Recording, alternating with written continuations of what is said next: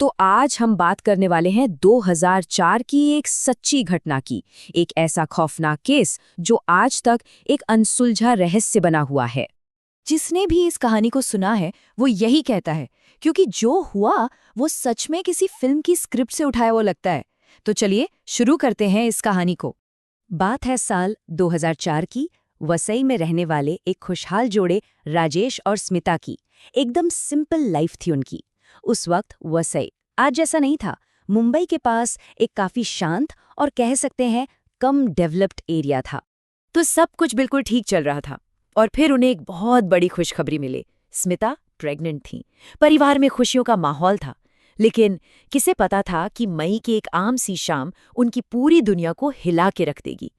तो हुआ ये कि मई की एक रात थी, करीब 10 बज रहे होंगे। राजेश और स्मिता दोनों रोज की तरह टहलने के लिए निकले। सड़कें अंधेरी और काफी सुनसान थीं। चलते चलते वो एक पुराने वीरान बंगले के पास से गुजरे। जानते हैं, वो जगहें जो अंधेरे में और भी डरावनी लगती हैं, बिल्कुल वैसे। अचानक स्मिता उस बंगले को एकटक देखने लगी, जैसे कोई उससे अपनी तरफ खींच रहा हो। और फिर वो सीधे उस बंगले के पास लगे एक बड़े से पेड़ के नीचे जाकर खड़ी हो गई। ये देखकर राजेश को थोड़ी बेचैनी हुई। मन में वही पुरानी बातें आने लगीं जो बड़े बुजुर्ग कहते हैं। लेकिन शायद उस वक्त वो दोनों ही इस बात से अनजान थे कि बस यही वो एक पल था जिसने आने वाले भयानक वक्त की नींव रख दी थी। उस रात के बाद सब कुछ बदल गया। उनके घर की शांति जैसे किसी ने छीन ली हो। स्मिता के अंदर एक बहुत ही अजीब, एक परेशान करने वाला बदलाव आने लगा, जिसे राजेश बिल्कुल भी समझ नहीं पा रहा था। मतलब जो स्मिता इतनी शांत और प्यार करने वाली थी, वो अब अचानक गुस्सैल और गुमसुम रहने लगी थी।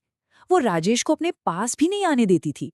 अब देखिए, शुरू में तो राजेश को लगा कि शायद प्रेगनेंसी की वजह से मूड स्विंग्स हो रहे होंगे। होता है ऐसा, तो उसने ज्यादा ध्यान नहीं दिया। लेकिन बात सिर्फ मूड स्विंग्स तक नहीं रुकी। जल्द ही चीजें एक बहुत ही डरावना मोड़ लेने लगी। स्मिता कहने लगी कि उसे भयानक सपने आते हैं जिनसे वो डर कर उठ जाती है। उसे रात में महसूस होता था जैसे कोई उसे छू रहा है, कोई उसके ऊपर आने की कोशिश कर रहा है। और फिर एक रात राजेश ने खुद देखा कि सोते हुए स्मिता के ऊपर से कंबल अपने आप खिसक रहा था। और फिर वो रात आई जिसने सब कुछ साफ कर दिया। आधी रात में स्मिता ने राजेश को इतनी जोर से धक्का दिया कि वो बिस्तर से नीचे जा गिरा। उस धक्के में इतनी ताकत थी जितनी एक इंसान में हो ही नहीं सकती। और जब राजेश ने घबराकर ऊपर देखा तो उसके होश उड़ गए। स्मिता बिस्तर के ऊपर हवा में थी। और फिर स्मिता के मुंह से एक आदमी की एक बहुत गहरी, भारी और डरावनी आवाज आई, जिसने कहा, मुझसे दूर रहो, वो हमेशा के लिए मेरी है। सोचिए राजेश की क्या हालत हुई होगी। अब राजेश की हालत खराब थी।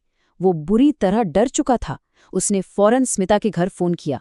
जब उसकी माँ ने सब सुना तो उन्होंने एक पुराना टोटका, या कह लीजिए एक लोक उपचार बताया, नींबू का परीक्षण। तो राजेश ने वैसा ही किया।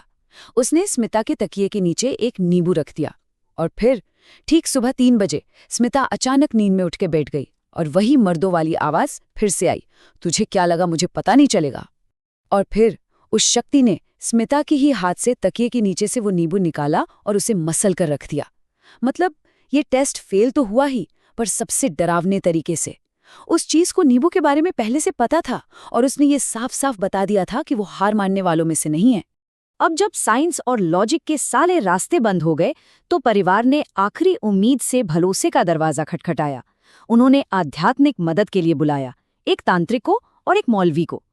जैसे ही तांत्रिक ने घर के अंदर कदम रखा, उन्होंने तुरंत कहा, यहाँ कोई और भी है, एक बहुत पुरानी, एक बेचैन आत्मा। मतलब जिस बात का सबको डर था वो अब सच साबित हो चुका था। और फिर शुरू हुई असली लड़ाई। जैसे ही तांत्रिक और मौलवी ने अपने मंत्र और दुआएं पढ़नी शुरू की, कमरे का माहौल एकदम बदल गया।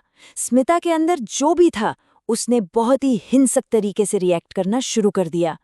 स्मिता के शरीर का इस्तेमाल करके वो चीज चिल्ला रही थी, छोड़ दो इसे, ये मेरी है।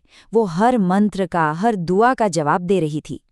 और सिर्फ लड़ ही नहीं रही थी, वो ताने भी मार रही थी। कह रही थी, मुझे ये औरत बहुत पसंद है। मतलब स्मिता के लिए उसका वो घिनौना जुनून अब खुलकर सामने आ गया था। ये सब ये लड़ाई घंटों तक चली। स्मिता कभी चीखती, कभी जोर-जोर से हंसती, तो कभी रोने लगती। और फिर आखिर में एक बहुत ही तेज, रूह कंपा देने वाली चीख निकली और वो बेहोश होकर गिर पड़ी। और उसके बाद कमरे में एकदम मौत जैसा सन्नाटा छा गया। तांत्रिक ने सबको चेताया। उन्होंने कहा कि वो आत्मा, वो शक्ति अभी के लिए तो चली गई है, लेकिन हो सकता है उसका असर पूरी तरह से खत्म न हुआ हो। और उन्होंने एक सख्त हिदायत दी कि स्मिता दोबारा कभी भी उस बंगले या उस पेड़ के पास न जाए। इसके कुछ महीनों बाद धीरे धीरे सब नॉर्मल होने लगा। जिंदगी वापस पटरी पर आ गई। स्मिता भी पूरी तरह से ठीक हो गई और उसने एक प्यारे से स्वस्थ बच्चे को जन्म दिया। ऐसा लगा जैसे वो बुरा सपना अब खत्म हो चुका है और एक नई सुबह हुई है। लेकिन कहानी यहाँ खत्म नहीं होती। ये जो किस्सा है ना, इसका अंत थोड़ा अधूरा है, क्योंकि परिवार वालों का कहना है कि आज भी, इतने सालों बाद भी, हर अमावस्या की रात को जब आसमान में चांद नहीं होता, स्मिता के व्यवहार में एक अजीब सा बदलाव आता है। वो नींद में बातें करती है और कुछ पलों के लिए उसकी आवाज फिर से भारी हो जाती है।